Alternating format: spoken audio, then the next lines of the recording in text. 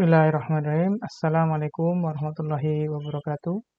Selamat pagi teman-teman sekalian. Semoga kita semua dalam keadaan sehat. Pada video kali ini saya akan menjelaskan tentang bagaimana kita menghandle atau how to deal terkait dengan permasalahan atau isu variabilitas farmakokinetik dan farmakodinamik. Video ini adalah kelanjutan dari video sebelumnya.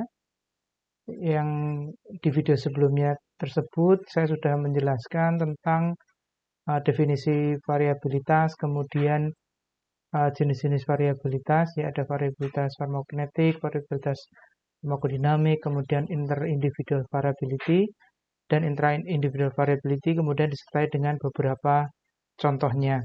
Diharapkan teman-teman sekalian bisa merefresh ya jika teman-teman ingin memastikan apakah teman-teman masih ingat dengan konsep dasar variability di video sebelumnya. Dan di video sebelumnya tentu saja itu bukan semua, jadi masih banyak hal-hal yang contoh-contoh variabilitas yang memang ada ya, yang saya tampilkan di video sebelumnya hanya contoh-contoh ya, sedikit contoh dari sekian banyak variabilitas yang ada. Baik teman-teman sekalian, ini saya kembali menggunakan slide ini untuk kemudian menjelaskan tentang topik pada kesempatan kali ini, yaitu bagaimana menghandle atau mengatasi permasalahan variabilitas. Jika kita melihat gambar ini, maka sebenarnya ya kita melihat sekali lagi dari ujungnya ya, jadi dari clinical effect ya. Yang kita inginkan adalah sebagai tujuan terapi kita, yang kita inginkan adalah benefit ya. Benefit artinya obat yang kita gunakan atau obat yang diberikan kepada pasien kita itu menyembuhkan penyakitnya dan kemudian ya menghasilkan adverse effect atau efek yang tidak diinginkan yang seminimal mungkin, yaitu clinical effect yang kita inginkan.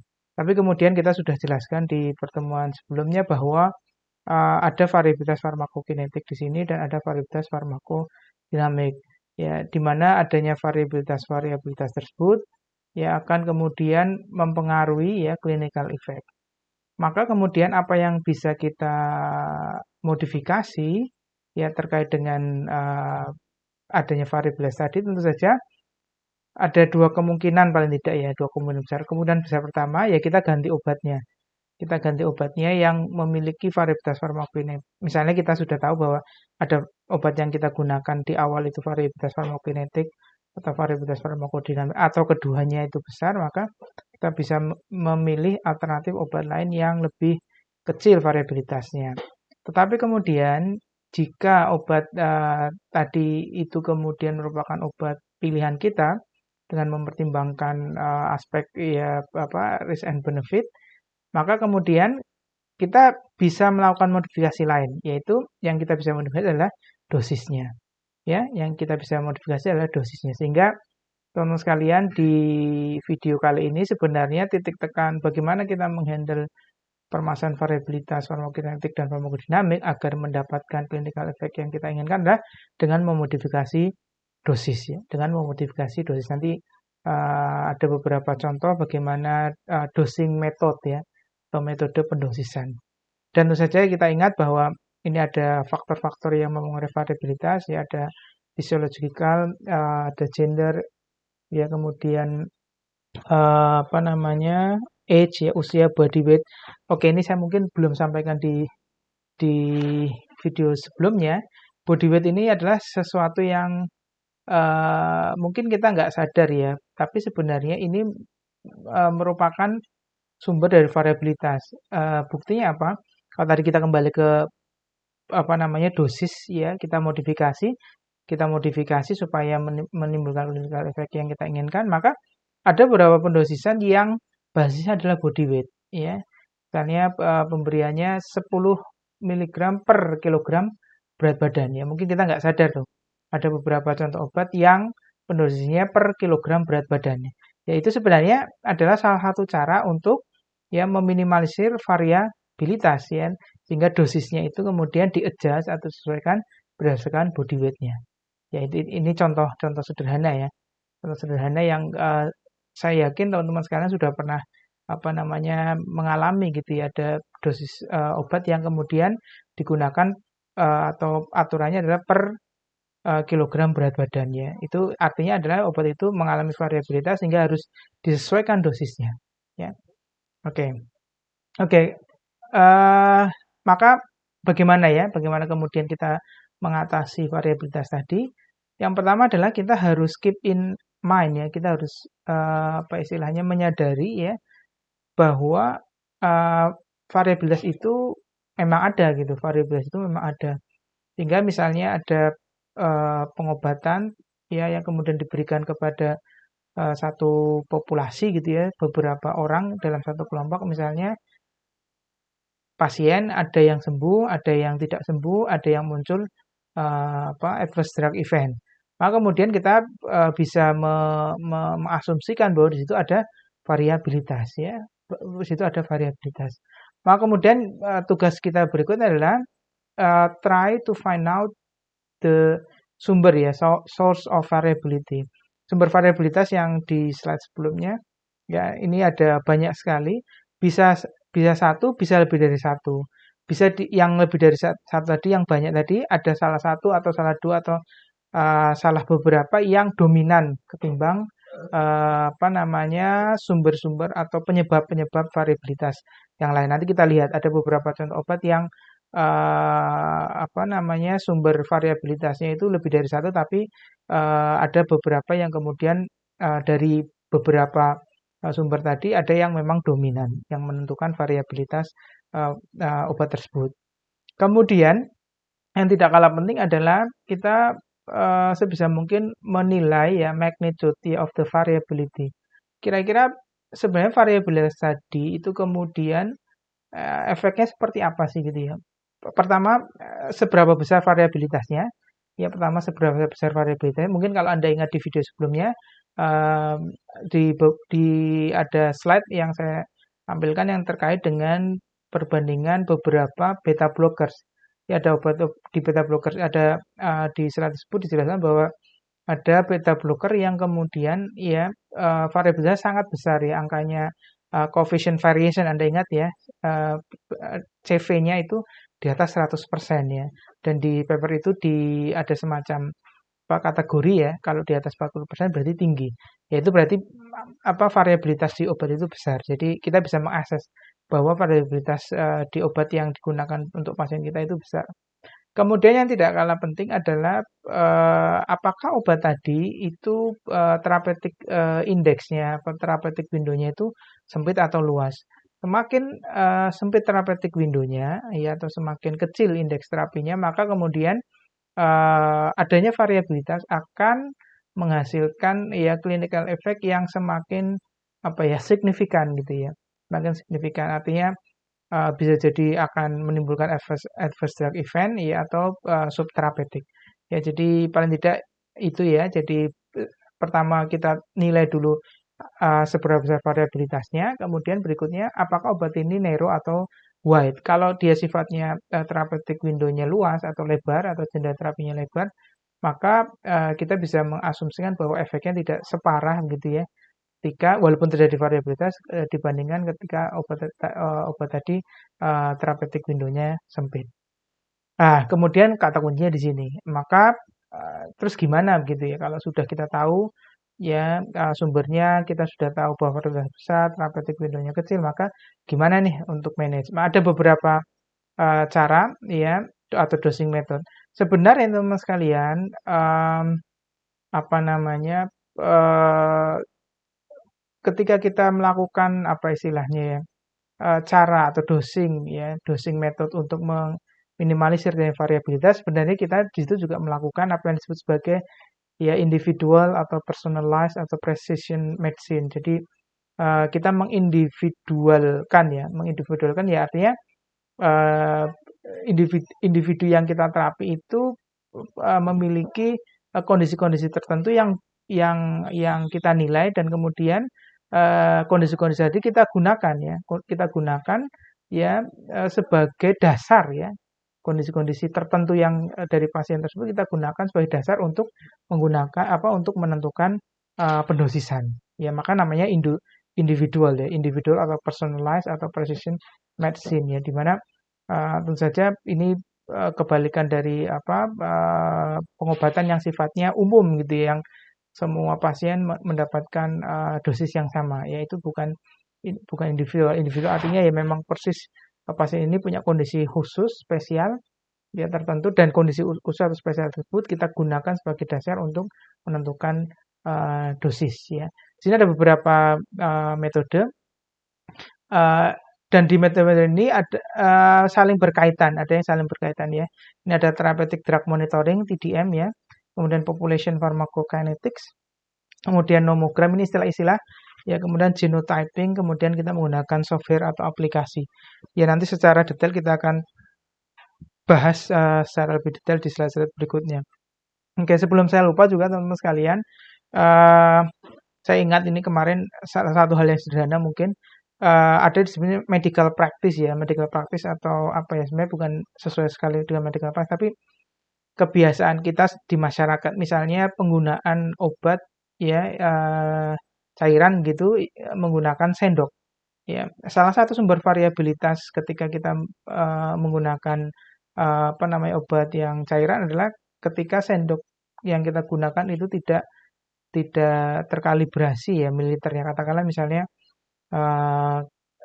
dosisnya harusnya 5 ml atau 15 atau 10 ml, tapi kita tidak menggunakan sendok takar ya, tapi kita menggunakan sendok makan atau sendok teh yang ada di rumah, dan kita tidak tahu sebenarnya berapa sih sendok makan atau sendok teh yang kita gunakan itu apakah betul ya. Kita kadang-kadang mengasumsikan bahwa sendok teh kita itu sama dengan 5 mili, sendok makan kita sama dengan 15 mili, tapi apakah betul seperti itu?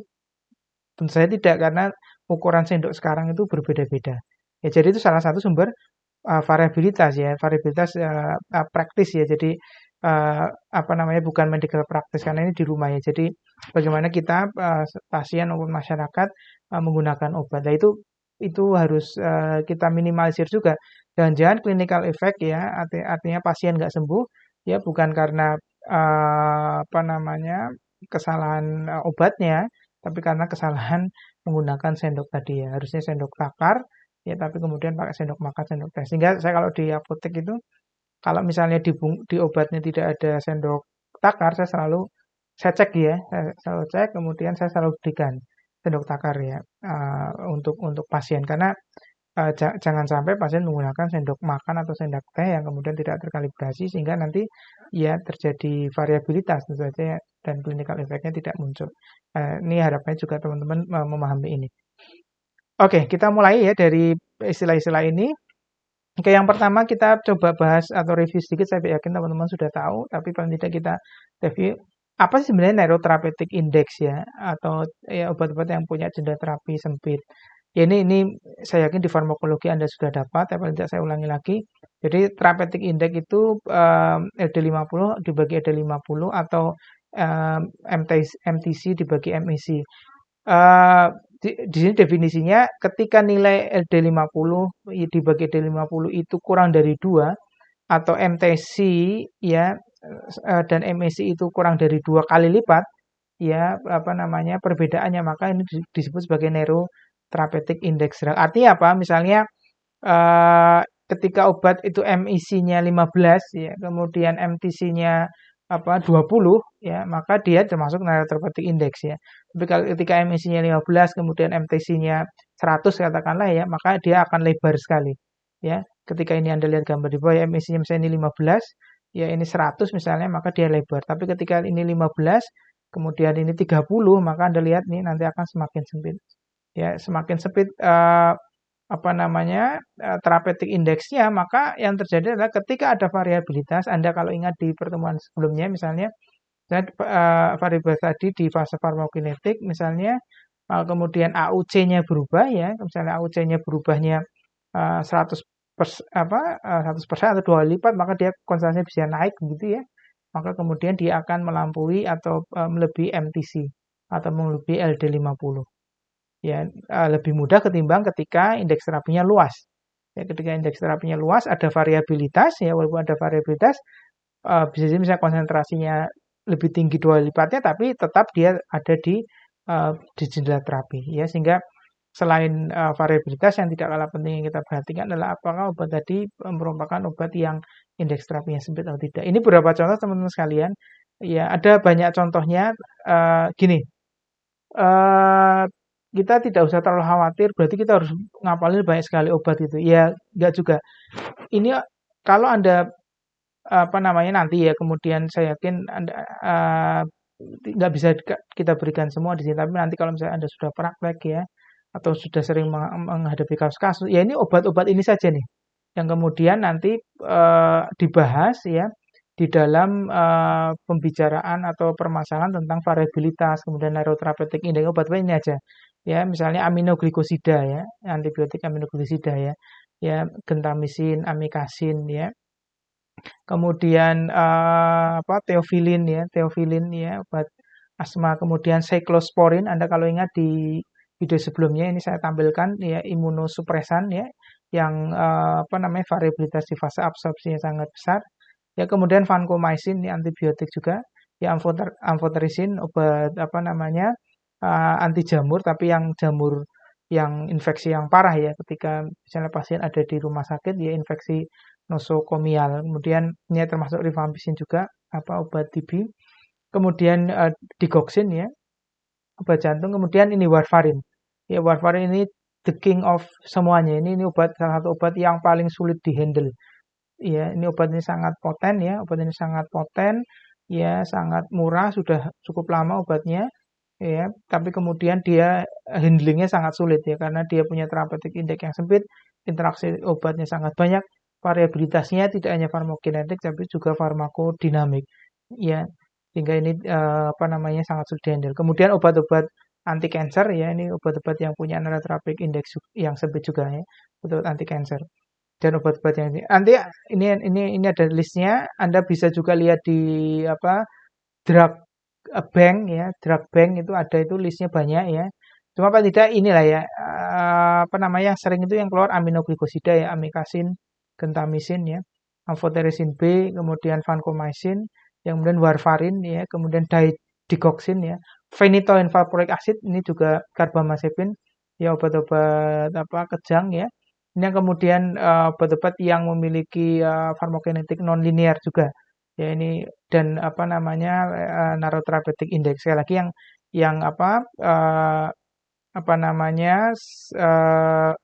konsentrasi obat toksiknya itu hanya sekitar 2 kali dari konsentrasi efektifnya ya. Jadi perbedaannya ya hanya 2 kali lipat ya, tidak misalnya 5 kali lipat atau lebih gitu. Jadi memang obat-obat ini kalau variabilitasnya ada variabilitas, maka kemudian dia bisa melampaui MTC atau justru ke bawah sekali ya MEC ya, sehingga obat tadi menimbulkan toksik atau justru tidak berefek.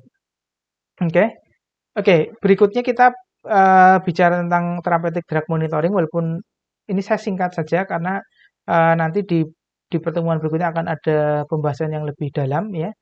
Jadi therapeutic drug monitoring ya, ini kadangkala salah dipahami juga. Ada beberapa istilahnya. Jadi gini, therapeutic drug monitoring itu istilah ya, istilah dengan definisi yang khusus. Jadi kita nggak bisa misalnya therapeutic drug monitoring itu artinya monitoring terapi obat ya. Artinya diterjemahkan secara bebas sebagai monitoring terapi obat. Lah gimana monitor obat? Ya dimonitor aja efek terapinya muncul tidak gitu. Bukan itu ya. Jadi therapeutic drug monitoring itu punya definisi tersendiri ya, atau punya istilahnya karakteristik ya, ketika aktivitas tadi masuk dalam kategori TDM atau tidak. Apa aktivitas itu? Aktivitas TDM yang kemudian boleh dimasukkan dalam aktivitas TDM adalah ketika ada measurement of drug in biological sample. Jadi ketika kita ingin mengatakan bahwa ini TDM, berarti harus ada pengambilan darah. Ya, pengambilan darah atau sampel biologis lain untuk diukur konsentrasi obatnya. Ya, jadi kita harus ambil konsentrasi sampel biologi dari pasien untuk diketahui konsentrasi obatnya. Itu baru TDM. Kalau cuma dilihat tekanan darah, kemudian kadar gula darah seterusnya, itu tidak masuk dalam kategori TDM. Ya, kalau kita mau menggunakan definisi. Dan ini definisi yang sudah general digunakan di textbook dan kesepakatan-kesepakatan di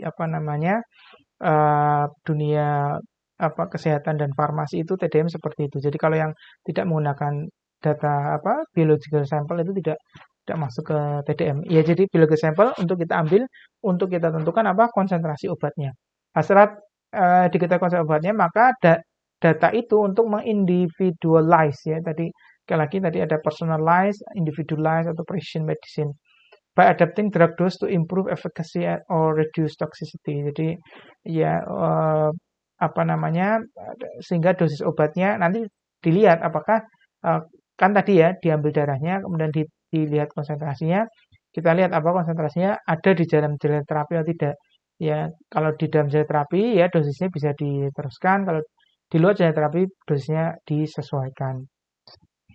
TDM ini sesuai untuk apakah untuk semua obat? Tidak ya, TDM ini hanya sesuai untuk nanti di pembahasan berikutnya saya akan jelaskan ya, tapi paling tidak ini untuk pengantar ya, ketika obat tadi punya variabilitas farmakokinetik ya. Kemudian ketika obat tadi tidak punya variabilitas farmakodinamik ya. Yang kedua ini concentration related therapeutic and adverse effect, itu artinya variabilitas farmakodinamiknya kecil. Ya, kemudian obatnya narrow therapeutic index, kemudian define therapeutic concentration range ya, sama seperti yang kedua ini sebenarnya.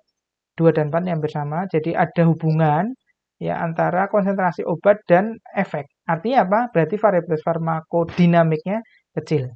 Kemudian yang tidak kalah penting adalah therapeutic effect-nya itu difficult to monitor. Ya. Misalnya apa? Ya misalnya kita lihat phenytoin ya. Phenytoin ya, obat kejang. Kita kan therapeutic effect-nya apa? Mencegah terjadinya kejang. Ya, kalau mencegah terjadi kejang berarti kan mencegah ya. Kalau misalnya tekanan darah kan kita bisa ukur tuh tekanan darah, kita bisa ukur gula darah gitu ya. Tapi bagaimana mengukur kejang? Ya, kan berarti harus kejang dulu gitu ya. Ya. Padahal yang kita inginkan mencegah kejang gitu. Ya, gimana cara ya? Caranya adalah dengan mengambil konsentrasi obat supaya kita tahu di pasien ini konsentrasi obatnya masih di terapi. Jadi insya Allah kejangnya bisa dicegah gitu ya. Atau antibiotik. Ya, antibiotik kan infeksi gitu ya. Jadi ketika infeksi ini kemudian konsentrasi obatnya ada di target yang kita inginkan, maka insya Allah infeksinya sembuh misalnya gitu ya. Kan kita nggak harus nunggu sampai infeksinya muncul gitu. Atau misalnya kita pakai kultur juga kan takes time ya, sehingga kenapa kemudian ini ya desired therapeutic effect difficult to monitor. Kalau ini nggak difficult to monitor ya nggak usah pakai TDM ya.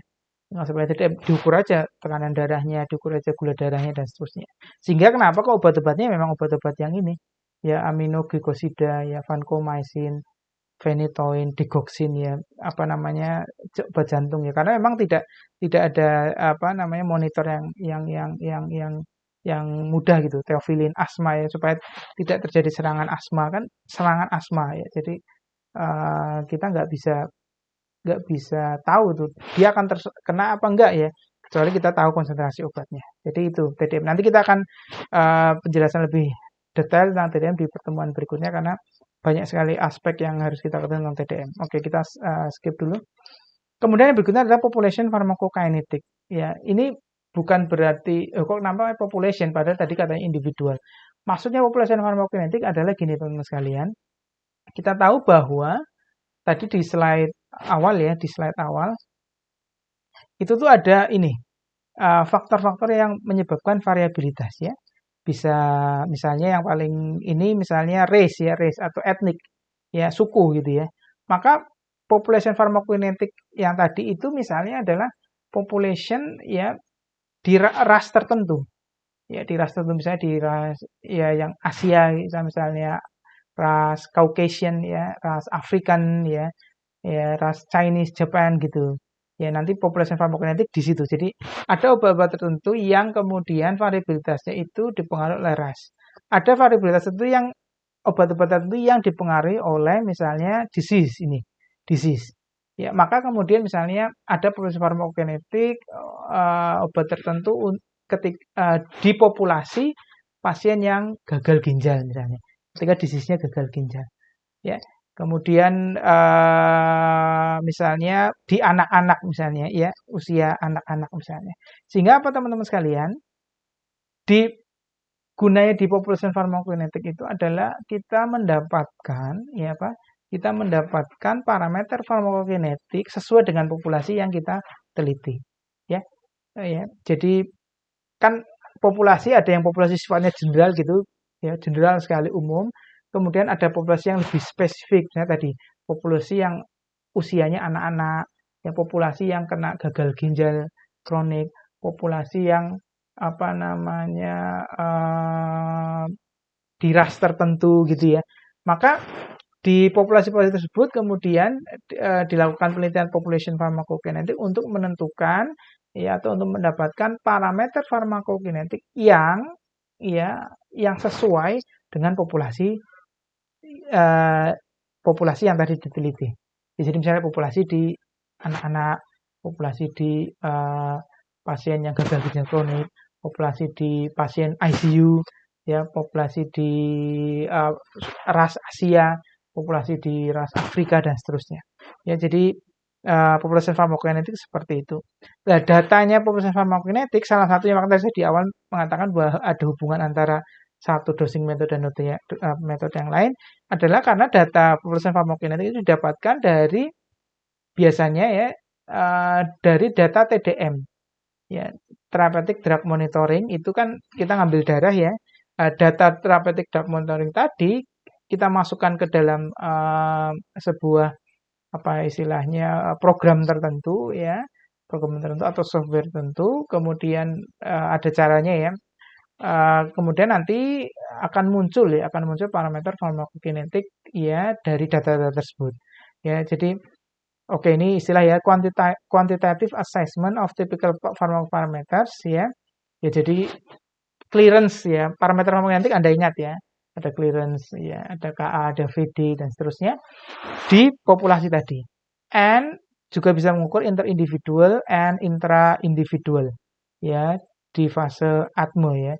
Tentu saja atme ini ada Ka, kemudian ada Vd, kemudian ada apa namanya clearance ya. Kemudian, nah ini istilahnya to describe statistical distribution. Oke, ini tidak usah saja. Yang penting di sini yang ketiga ya. Ketika kita punya population pharmacokinetic, maka data tadi bisa kita gunakan untuk provide quantitative guideline ya for dosage individualization or optimization. Jadi kita bisa menggunakan data population pharmacokinetic itu untuk membuat guideline ya guideline apa namanya untuk dosis ya sehingga untuk dosis misalnya tadi pasien yang anak-anak atau pasien tadi yang spesifik yang tadi ya yang kita contohkan tadi anak-anak renal apa namanya renal disease itu dosisnya akan berbeda gitu ya akan berbeda dengan populasi yang lain ya dapatnya dari mana dari population pharmacokinetic. Oke ini data populasi ya, populasi populasi value. Jadi data farmakokinetik itu, parameter farmakokinetik itu yang kita lihat di buku-buku ya, yang kita lihat di apa istilahnya di artikel atau dari jurnal dan sebagainya itu sebagian besar data yang dari populasi. Ya, rata-rata ya, nilai rata-ratanya. Tapi kemudian ada standard deviation-nya. Maka kemudian kalau pas apa namanya kita nggak tahu posisi pasien kita itu nilai parameter farmakokinetiknya itu apakah mendekati rata atau tidak, ya. Bayangkan kalau misalnya dia, dekat sama nilai rata-ratanya, ya, maka dia kemudian kita gunakan parameter itu untuk menghitung dosis, ya nggak masalah. Tapi ketika ternyata pasien kita itu sebenarnya dia posisinya di sebelah sini, ekstrem sini atau ekstrem sini, maka ketika kita gunakan tadi untuk menghitung rumus ya, kita memasukkan ke dalam rumus, maka bisa jadi hasilnya tidak tidak apa namanya, tidak valid ya, karena uh, data tadi itu digunakan untuk sebenarnya untuk yang rata-rata, tidak untuk yang ekstrim ya. Sehingga penting sekali untuk ya in some circumstances ya, di kondisi tertentu, maka penting untuk mendapatkan data atau parameter farmakokinetik yang sifatnya individual ya, yang sifatnya individual. Tadi gimana caranya? Tadi pakai TDM. Ya, pakai TDM, maka kita ambil darahnya, kemudian kita masukkan ke dalam program tertentu gitu ya, ada caranya. Maka kemudian nanti kita akan mendapatkan ya parameter farmakokinetik dari pasien ini. Ya, dari pasien ini sendiri. Ya, bukan dari populasi. Ya, bukan dari populasi. Ya, jadi itu perbedaan antara uh, farmakokinetik parameter yang dari populasi dan yang dari individu. Nah, tadi kenapa kan ada, semoga Anda nggak bingung dengan istilah ini ya, populasi farmakokinetik. Maka misalnya ini individu yang tadi misalnya renal disease ya. Maka kita kumpulkan ya individu renal disease, maka nanti akan mendapatkan hasil population farmakokinetik yang hanya renal disease. Jadi parameternya nanti ya parameter yang khusus untuk yang renal disease. Misalnya ini sudah ada parameter awalnya yang normal nih, ya, yang pasien yang kondisi ginjalnya normal, ya. Kemudian ini ada kumpulan pasien-pasien yang gagal ginjal gitu misalnya. Maka nanti hasil parameternya tergantung ketika obat itu dipengaruhi ya oleh proses ekskresi terutama di ginjal, maka parameter farmakokinetiknya akan berbeda. Ya, akan berbeda. Tentu saja Anda harus ingat lagi konsep-konsep sebelumnya ya, proses atme, organ-organ yang terlibat dalam atme dan seterusnya. Ya, intinya kalau saya sering katakan itu jalan-jalannya obat di dalam tubuh. Ya, jalan-jalannya obat di dalam tubuh sehingga Anda bisa mengapresiasi nanti kira-kira obat ini itu variabilitasnya di titik yang mana gitu ya. Baik, ini contohnya teman-teman sekalian, saya penelitian saya dulu waktu S2 ya, Determination of Vancomycin Compartment Model using POP-PK. Saya melakukan population pharmacokinetic ya di pasien Thailand ya, obatnya vancomycin, ini adalah antibiotik untuk infeksi gram positif ya, gram positif terutama MRSA ya, methicillin resistant Staphylococcus aureus. Ini adalah bakteri yang cukup berat ya, gram positif berat di rumah sakit ya, di rumah sakit. Ya biasanya pasien-pasien yang terinfeksi nosokomial ya, infeksi nosokomial di rumah sakit ya, dan terindikasi di kulturnya adalah MRSA, maka pasien saja akan mendapatkan vancomycin. Dan obat ini sudah cukup tua, masih sensitif ya terhadap bakteri, sehingga obat ini dipertahankan. Dan salah satu tujuan TDM adalah supaya untuk mempertahankan ya obat tadi tetap sensitif, tidak resisten. Ya karena penggunaan obat yang tepat ini dalam konteks antibiotik itu akan mempertahankan obat tadi tetap sensitif ya. Dan salah satu caranya adalah menggunakan TDM supaya memastikan bahwa konsentrasi obat di dalam tubuh itu sesuai ya dengan tujuan terapi. Ya, maka di sini Anda lihat di sini ya, ini contoh saja ya. Ini interindividual variability-nya, jadi obat ini adalah jalan-jalannya di ginjal ya. Jadi dia tidak terlalu banyak dipengaruhi oleh fungsi hati, tapi dia banyak dipengaruhi oleh fungsi ginjal. Sehingga kenapa kemudian nanti kita lihat di slide setelah ini ya. Kita lihat awalnya ini ada namanya basic model ya. Kita belum memasukkan istilahnya kondisi ya, kondisi-kondisi yang penting gitu. Kalau di dalam population pharmacokinetic itu istilahnya apa? Covariate ya, covariate. Jadi faktor-faktor yang kemudian bisa mempengaruhi parameter ya, namanya covariate. Anda lihat ininya tinggi ya, 100 di atas 100% coefficient variation-nya. Nah, ini yang sudah memasukkan nilai covariate. Ya, covariate-nya ini dipengaruhi oleh ini creatinine clearance. Jadi creatinine clearance ini adalah salah satu parameter yang ya mewakili ya atau merepresentasikan kondisi ginjal pasien. Jadi seperti saya katakan, vancomycin adalah obat yang jalan-jalannya proses eliminasinya itu di ginjal ya, sehingga kemudian fungsi ginjal akan mempengaruhi fungsi nilai clearance obat tadi. Ya, nilai clearance obat tadi dan ketika dimasukkan covariate creatinine clearance maka nilai coefficient variasinya mengecil ya. Sehingga bisa dikatakan ini merupakan covariate ya atau faktor yang signifikan ya yang mempengaruhi nilai clearance vancomycin. Ya, jadi di penelitian ini kan seperti saya katakan tadi pusat farmakokinetik obatnya vancomycin ini general population itu ya belum dispesifikkan misalnya dia dari penyakitnya atau dari tingkat keparahan kondisi ginjal dan sebagainya ya ini masih umum ya.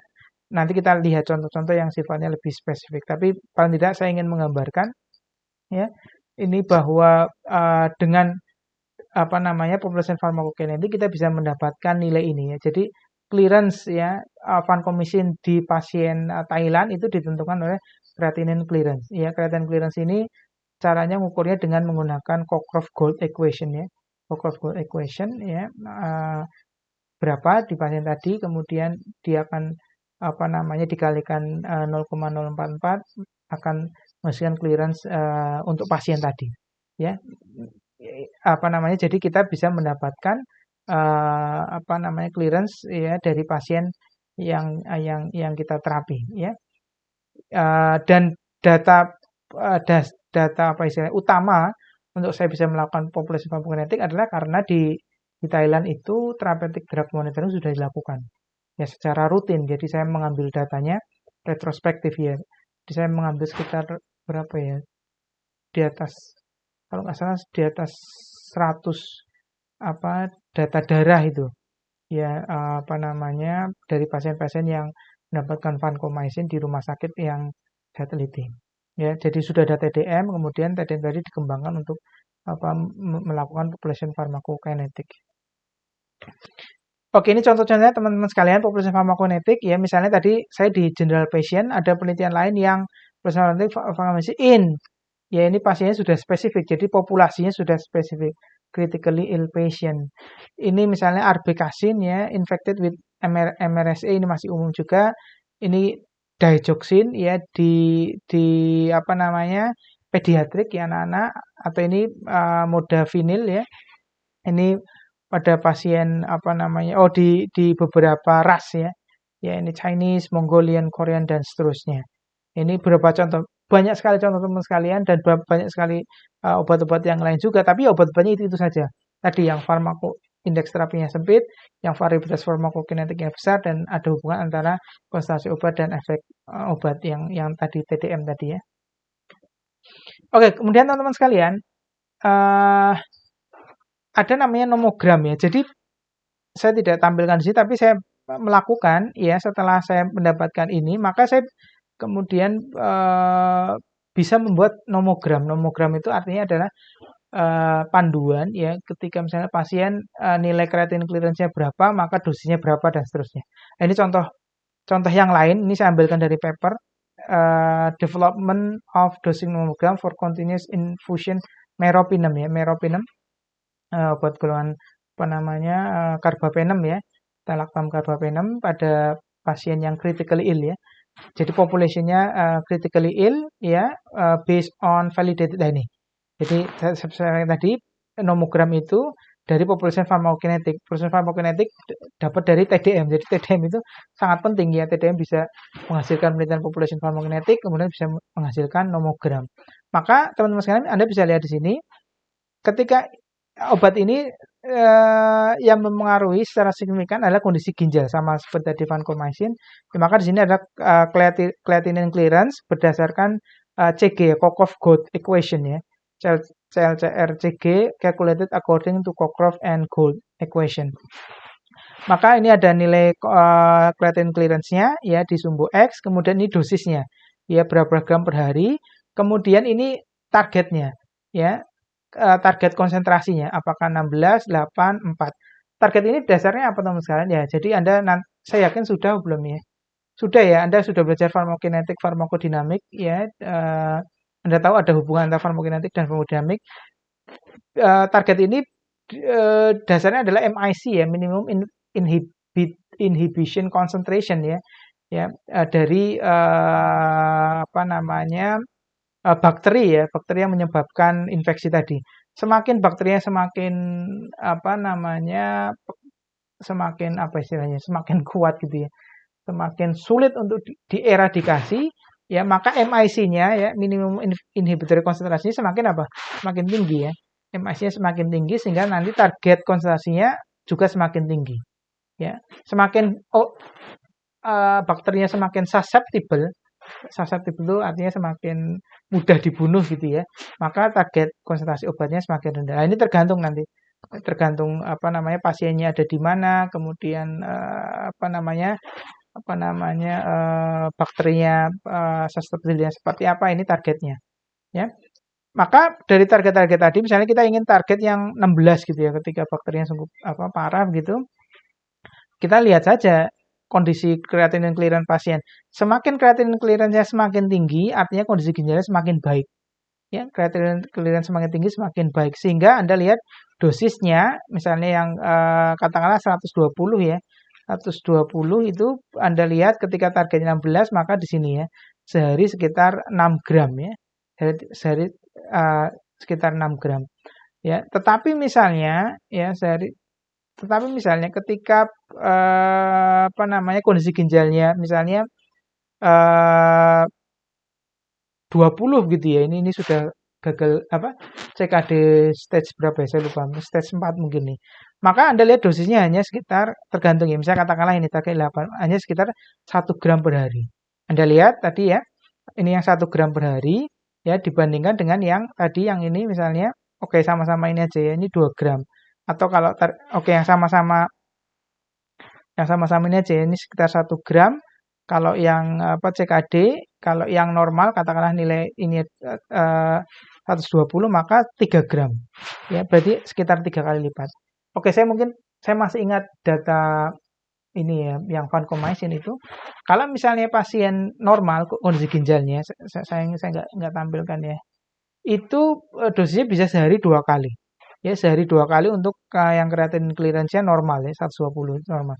Tapi begitu pasiennya kondisinya di sini, maka pengobatannya itu seminggu sekali. Yaitu itu ekstrim sekali ya. Ya, sekali lagi ya pada kondisi gagal ginjal kronis ya, CKD stadium 4 gitu ya. Itu dosisnya seminggu sekali. Ya, sementara pada kondisi normal ya, ginjal normal itu sehari 2 kali. Ya, bukan yang ini loh ya, ini yang saya lagi bilang yang vancomycin. Sehingga apa teman-teman sekalian? Sehingga Anda bisa mengapresiasi ya. Jadi bagaimana kemudian variabilitasnya sangat tinggi ya pada pasien yang menggunakan vancomycin yang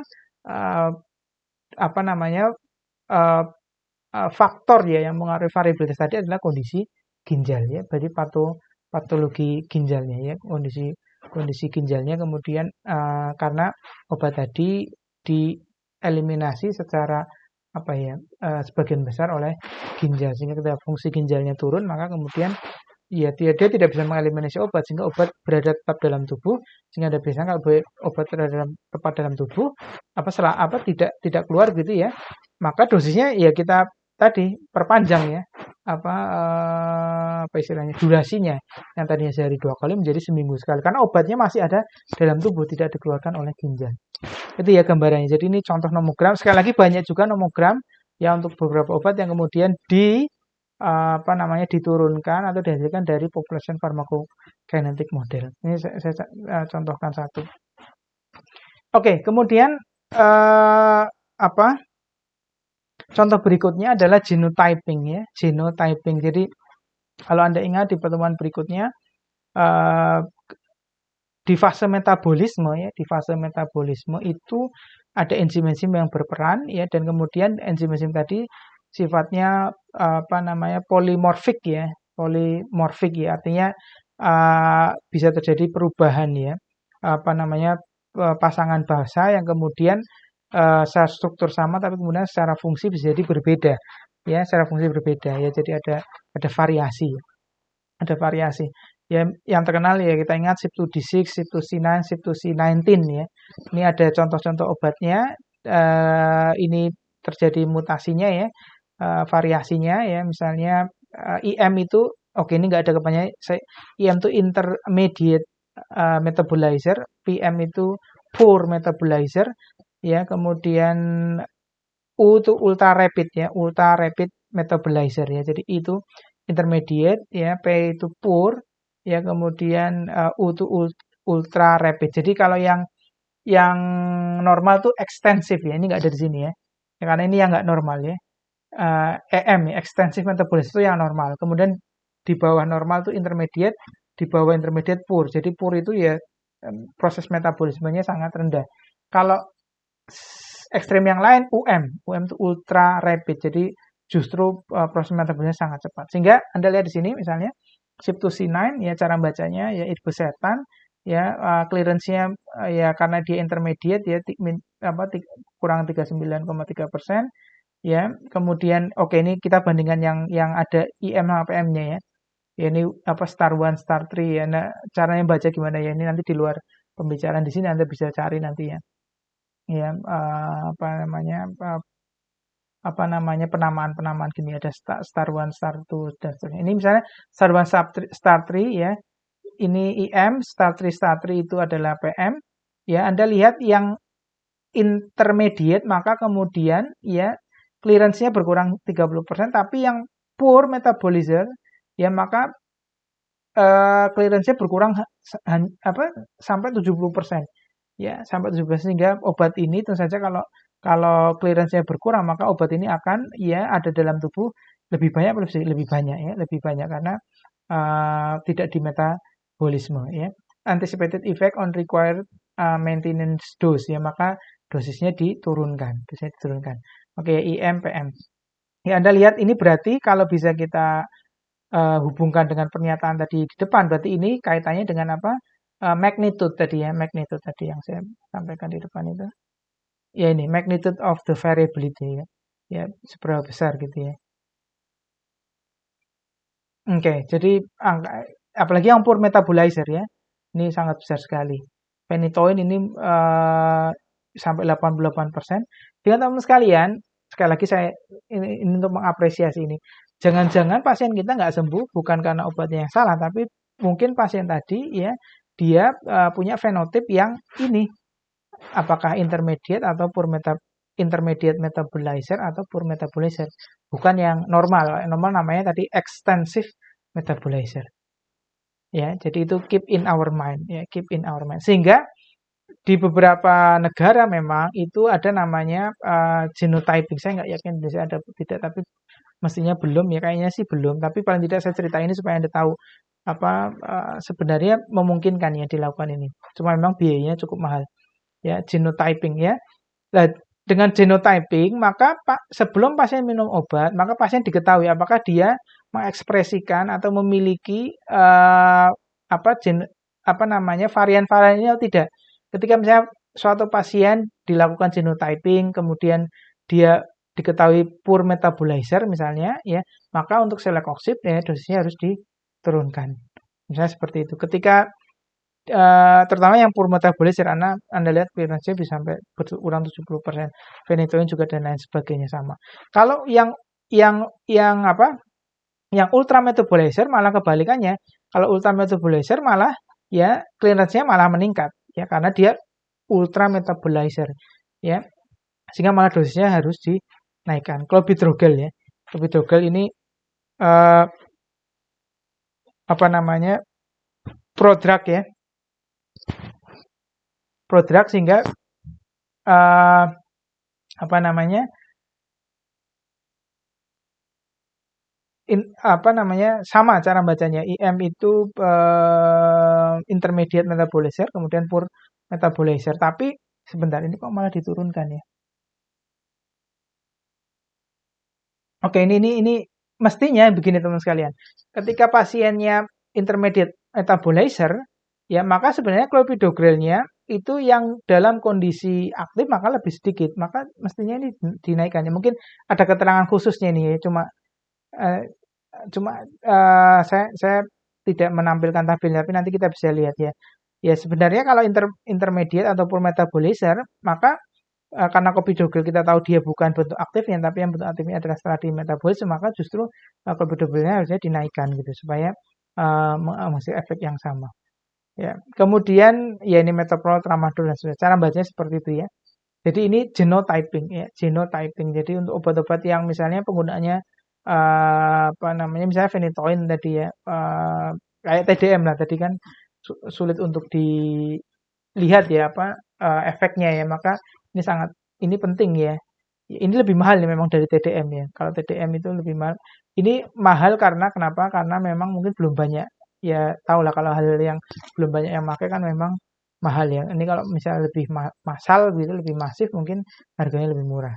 Ya. Yang paling terkenal warfarin ya. Warfarin ini banyak sekali penelitiannya. Nanti kita lihat di bawah. Ya ini misalnya. Ini warfarin ya. Jadi warfarin itu adalah salah satu contoh obat yang variabilitasnya dua. Variabilitas farmakokinetik dan variabilitas farmakodinamik. Anda ingat di video sebelumnya. Ya, jadi farmakokinetiknya ini ya jadi CYP2C9 ya. CYP2C9 ya. Ya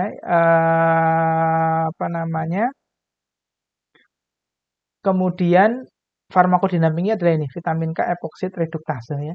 Vitamin K epoksid reduktase. Sehingga kalau di sini ini Anda lihat ya, genotyping misalnya di pasien kita dia genotype-nya yang mana begitu. Maka di sini dosingnya menyesuaikan. Ya ada yang misalnya star one ya, yang ini biasanya wild type ya. Wild type itu yang normal gitu ya, yang generalnya ini.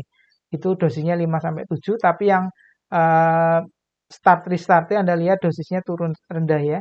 Ya, dari 5 sampai 7 ke 0,5 sampai 2. Ini kan berarti dosisnya turun hampir 10 kali lipat nih Anda lihat. Misalnya 5 jadi setengah kan berarti dosisnya 10 kali lipatnya untuk mendapatkan clinical effect yang sama. Ya, jadi untuk mendapatkan clinical effect yang sama, ya pasien harus diturunkan menjadi 10 kali lipatnya. Nah, standarnya pakainya ini INR ya. Ini adalah parameter yang biasanya diukur pada pasien yang menggunakan warfarin adalah nilai INR. Jadi untuk mendapatkan INR yang masuk ini jendela terapinya ya. Kalau INR-nya terlalu kecil maka tromboembotik ya. Kalau terlalu tinggi hemoragik pendarahannya. Terjadi pendarahan, kalau ini terjadi sumbatan. Ya, jadi efek antikoagulannya tidak muncul ya di sini ya. Kalau yang di sisi kiri, kalau di sini efek antikoagulannya terlalu tinggi sehingga terjadi pendarahan. Nah, pendarahannya bisa parah ya. Bisa ini dua-duanya bisa menimbulkan efek yang parah ya. Sehingga kita menginginkan dia nilai INR sekitar 2 sampai 3 dan berdasarkan genotyping ini maka kemudian dibuat guidance atau panduan dosing. Ya kalau star one yang normal 5 sampai 7, ya kalau yang star 1 itu dosisnya 0,5 sampai 2. Kalau misalnya yang kita nggak tahu nih misalnya ya, kita nggak lakukan genotyping misalnya, kita pakai dosis yang umum ya, dosis yang umum yang ini yang wild type ya. Maka ketika yang minum adalah ternyata pasien yang yang mempunyai genotype ini, maka dia akan larinya ke sini. Ya, dia nilai INR bisa sangat antikoagulnya sangat besar dan bisa terjadi pendarahan pada pasien ini.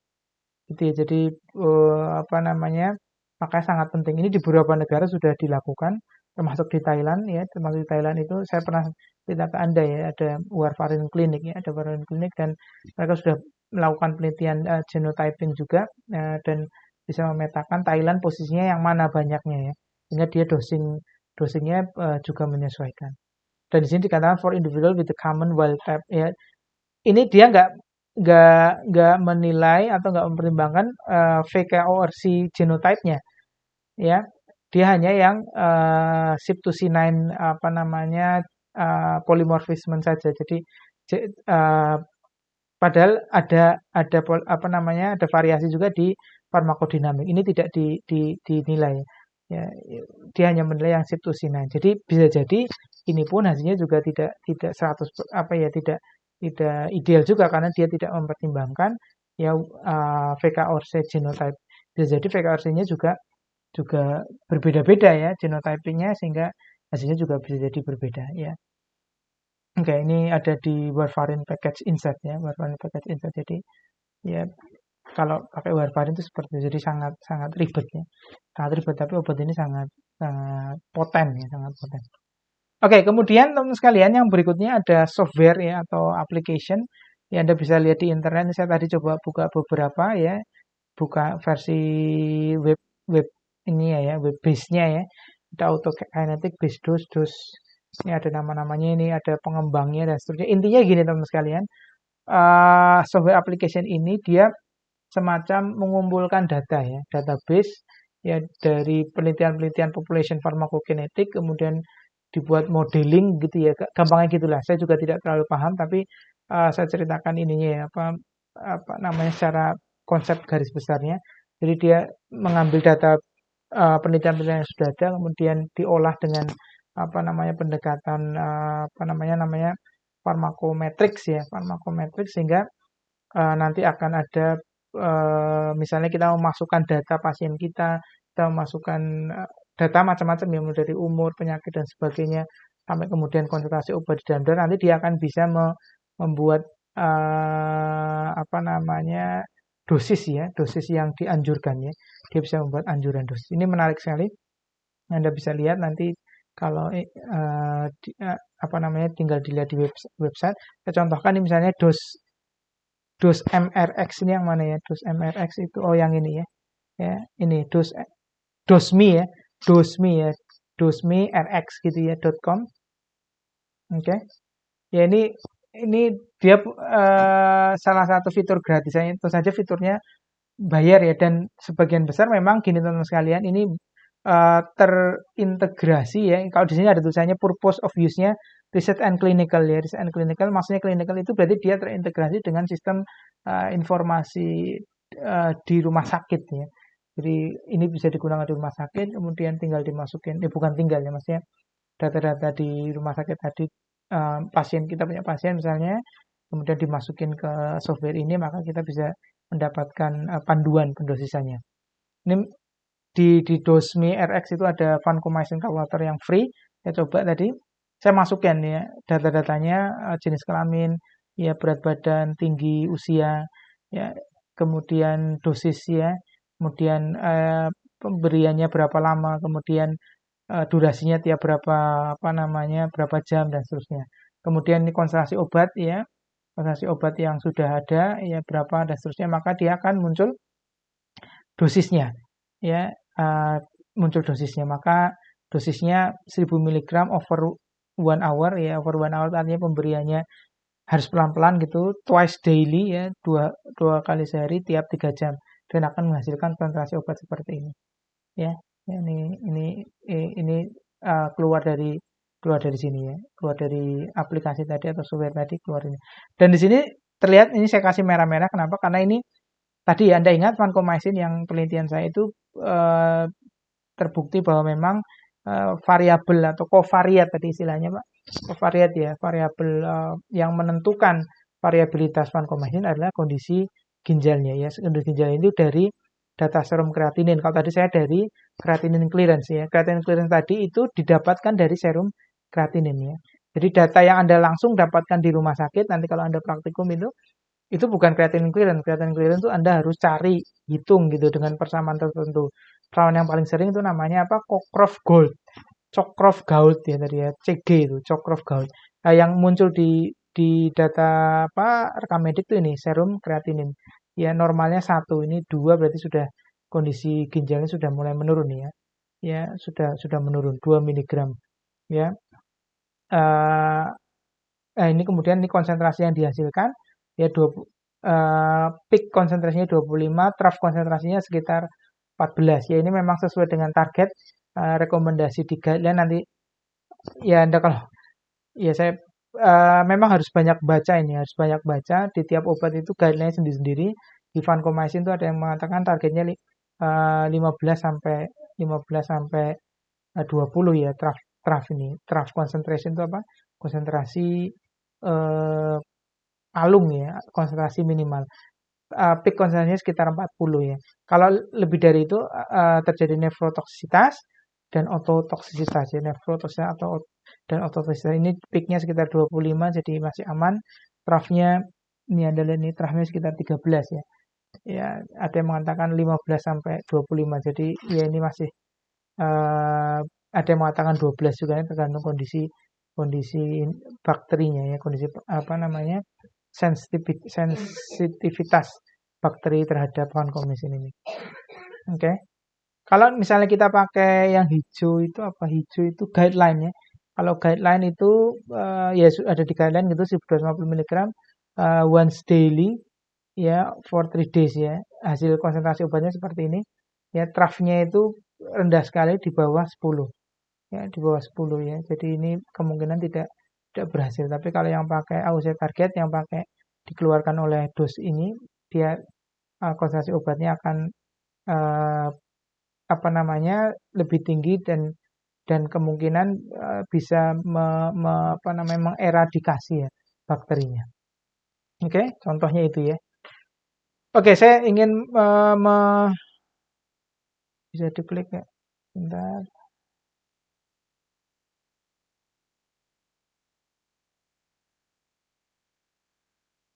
Oke. Saya ingin menunjukkan beberapa artikel ya ke Anda. Oke, gini teman-teman sekalian, kenapa saya ingin menunjukkan beberapa artikel supaya Anda tahu way of thinking-nya ya. Supaya Anda tahu way of thinking-nya. Jadi ini gini teman sekalian, tiap obat itu punya sering saya katakan jalannya masing-masing ya. Dia kayak kita lah ya, punya karakteristik karena punya struktur kimia, sehingga dia punya jalan-jalannya kepengennya kemana dan seterusnya. Jadi atmanya beda-beda dan karena dia beda-beda tadi, maka kemudian nanti ujung-ujungnya dosing metode bisa macam-macam ya. Kemudian faktor-faktor yang mempengaruhi variabilitas obat tadi juga bisa macam-macam. Ya karena tadi faktor jalan-jalan. Misalnya tadi vancomycin itu dia tidak dipengaruhi oleh fungsi hati. Kenapa? Karena dia tidak suka jalan-jalan ke hati. Misalnya gitu ya. Ini misalnya saya contohkan efavirenz. Ya efavirenz itu obat apa HIV/AIDS ya. Uh, dia sukanya ke hati ya sehingga dia akan sangat terpengaruh oleh polimorfisme di hati dan enzimnya adalah CYP2B6 ya CYP2B6 ya jadi tadi berarti kita harus genotyping ini teman-teman sekalian ini si efavirenz ya kalau yang tebal itu berarti yang dominan ya dia memang dipengaruhi oleh beberapa enzim atau jalur enzim, tapi yang dominan adalah yang CYP2B6. Sehingga ketika terjadi polimorfisme di CYP2B6 tadi ya, bisa intermediate atau poor atau ultra rapid tadi, maka kemudian dia akan mempengaruhi konsentrasi efavirenz di dalam tubuh. Kemudian, apa yang ingin saya sampaikan di sini juga ya. Nah, ini misalnya ini. Oh, ini hubungan antara concentration dan effect relationship ya. Jadi ini target plasma konsentrasinya, kemudian apa yang terjadi ketika misalnya konsentrasinya seperti ini. Jadi ini mencoba menghubungkan antara konsentrasi obat dan apa namanya efek terapi. Ya, misalnya ini kurang dari 1000 ya, higher probability of treatment failure ya. Kalau di atas 4000, central nervous system was seen to be about 3 times higher. Ya, jadi mungkin ini kalau tidak salah ya ininya 1000 sampai 4000 ya. Coba kita lihat. Ini ya.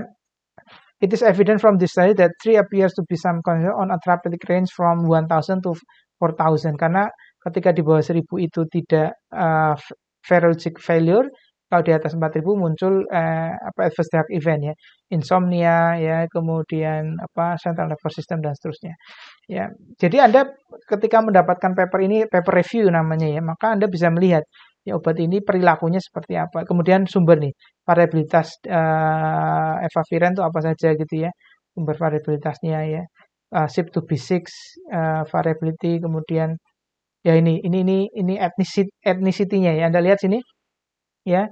Ethnicity-nya ini genotype-nya star 4, star 5 dan seterusnya. Dan yang star 4 itu berapa persen di ASEAN, Caucasian, African American dan seterusnya ya. Kalau yang African American angkanya 0, jadi tidak mengekspresikan ini. Ya kalau di Asia angkanya sekian misalnya. Ya jadi Anda bisa tahu ya, Anda bisa tahu bahwa seberapa besar kemungkinan ya apa namanya variasi ini muncul di tiap populasi ya, di tiap populasi. Sayangnya memang Indonesia jarang terwakili. Misalnya ini ASEAN ya.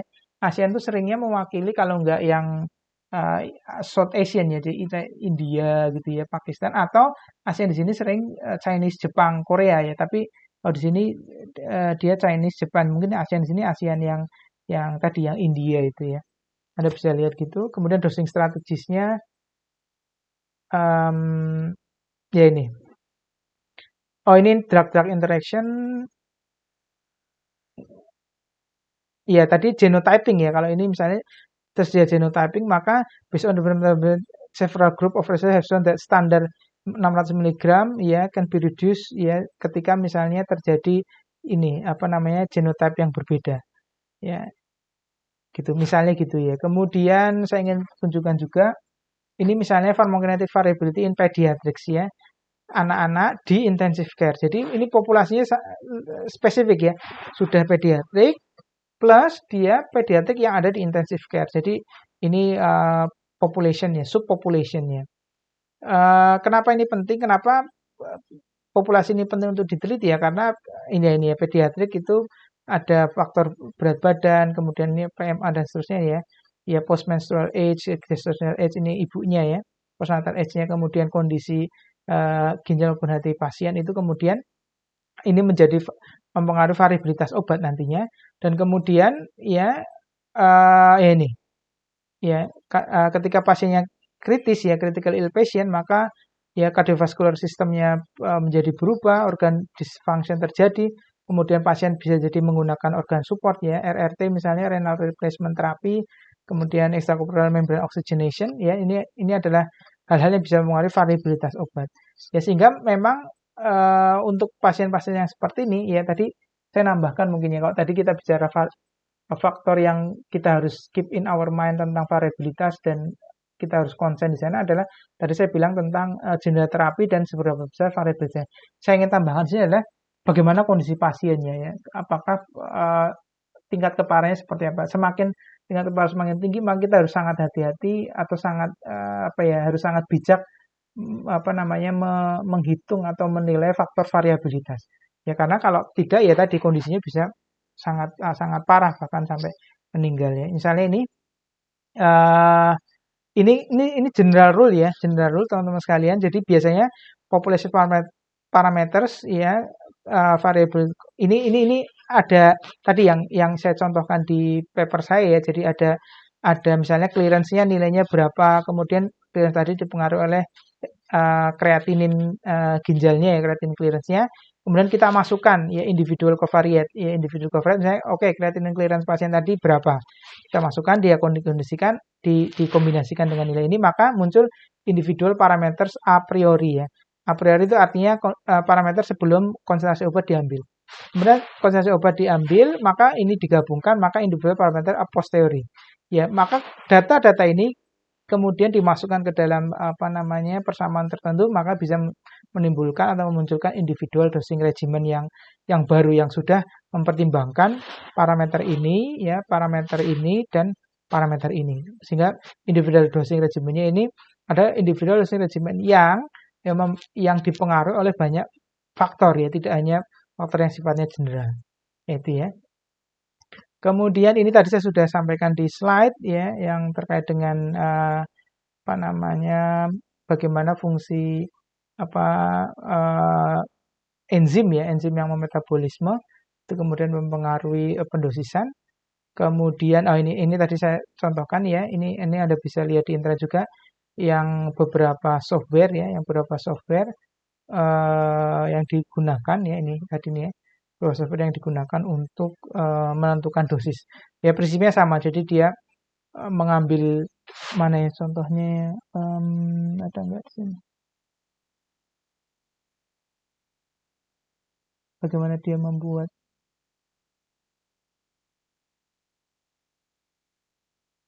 Ya, intinya dia mengambil apa kayak data-data dari penelitian-penelitian sebelumnya, kemudian dia masukkan ke software itu ya. Ya ini kayak machine learning gitu lah ya, kayak machine learning. Kemudian ini kemoterapi ini juga salah satu hal yang banyak dibahas terkait cara pendosisan yang paling sering yang sudah tua sekali itu pendosisan berdasarkan apa body surface area, tapi kemudian ini banyak yang mengkritisi ini ada cara-cara yang lain ya, bisa menggunakan ini yang biasa kita gunakan ya, BSA body surface area. Jadi dosisnya itu per meter square gitu ya, per meter kuadrat itu kan body surface area, luas area tubuh gitu ya. Tapi ada yang sekarang udah yang nggak pakai itu, pakai misalnya karboplatin ya, misalnya pakai persamaan apa ini misalnya Calvert ya, Calvert formula dan sebagainya dan sebagainya. Jadi banyak banyak persamaan juga. Ada yang menggunakan tadi yang saya katakan Cockcroft Gold tadi ya, pakai ginjal. Ya, ketika misalnya obat tadi ya jalan-jalannya banyak ke ginjal dan seterusnya. Anda bisa lihat apa namanya eh, nanti kalau misalnya Anda misalnya sedang membahas tentang obat eh, apa kemoterapi ya, ini salah satu yang penting untuk kita konsiderasikan adalah bagaimana pendosisannya. Oke, kemudian ini ya ini yang tadi saya yang buat model tadi, yang buat nomogram. Ya, jadi nomogram ini adalah hasil dari population pharmacokinetic ya. Jadi Anda lihat sini ya, development of dosing nomogram for continuous infusion meropenem.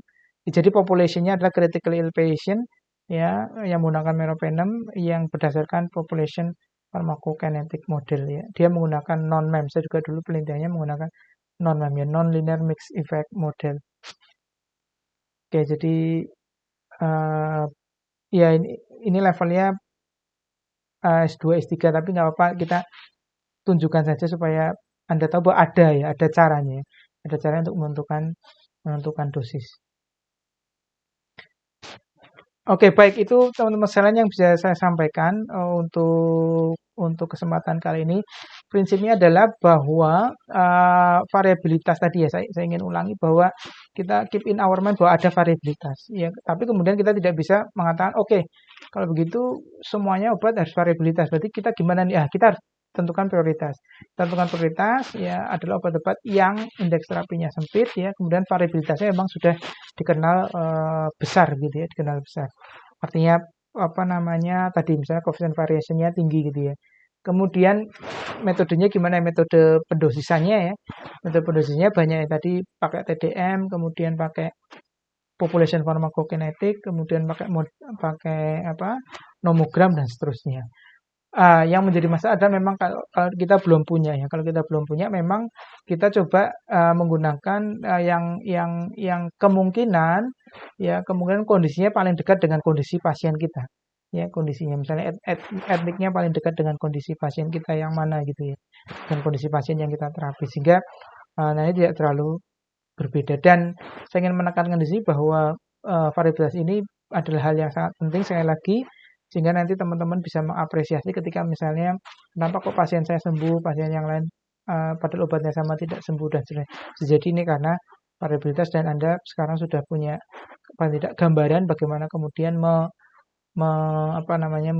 meminimalisir ya terjadinya variabilitas dan meningkatkan atau mengimprove kualitas terapi.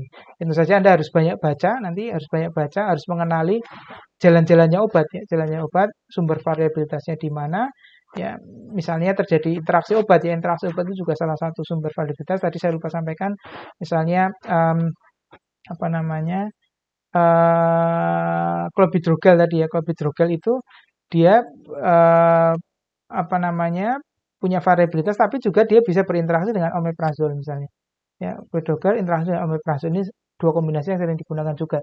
Jadi dia berinteraksi dengan CYP2C19 tapi juga dia berinteraksi dengan omeprazole. Ya semakin ya omeprazole ini merupakan apa namanya inhibitor ya, enzim inhibitor. Dia enzimnya ini sudah intermediate atau poor, kemudian ditambah lagi dengan omeprazole. Ya, maka hal-hal seperti inilah yang harus kita bisa apa namanya sering baca dan tenang saja hal-hal yang penting itu biasanya diulang-ulang. diulang-ulang banyak penelitiannya sehingga nanti Anda ketemu, oh ya ini saja ya, aminoglikosida, phenytoin, vancomycin, warfarin, digoxin, ya, clopidogrel itu obatnya itu saja. Ya, yang kemudian terkait dengan apa namanya variabilitas dan bagaimana kita mendosis obat supaya apa namanya taking into consideration, jadi mempertimbangkan variabilitas sehingga tadi ujung-ujungnya adalah clinical effect-nya kemudian seperti yang kita kendaki. Baik, itu yang bisa sampaikan teman-teman sekalian. Terima kasih atas perhatiannya. Mohon maaf jika banyak kekurangan. Saya tutup. Assalamualaikum warahmatullahi wabarakatuh.